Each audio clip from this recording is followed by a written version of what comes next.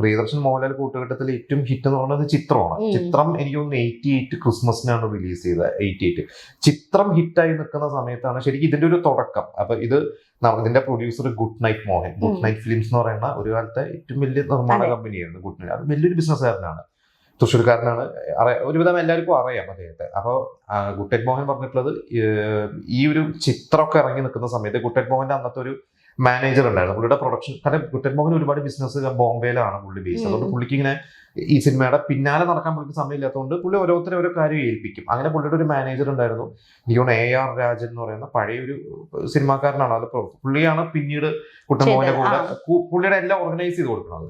അങ്ങനെ ഇവർ പോയിട്ട് വന്ദനത്തിന്റെ ലൊക്കേഷനിൽ പോയിട്ട് പ്രിയദർശൻ ഒരു അഡ്വൈസ് കൊടുത്തിട്ട് പറഞ്ഞു, അടുത്ത Priyadarshan Mohanlal cinema good night ഫിലിംസിന് വേണ്ടി ചെയ്യണം എന്ന് പറഞ്ഞിട്ടാണ് ഇവർ അപ്രോച്ച് ചെയ്തത്.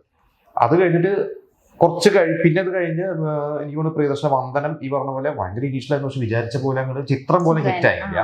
അത് കഴിഞ്ഞിട്ട് കുറെ കാലം പെട്ടി കിടന്നിരുന്ന കടത്തനാടൻ അമ്പാടി എന്ന് പറയുന്ന സിനിമ റിലീസ് ചെയ്ത് അത് ഫ്ലോപ്പായി. അപ്പൊ പ്രിയദർശൻ ചെറിയൊരു മോശം സമയം പോലെ നിൽക്കുകയാണ്.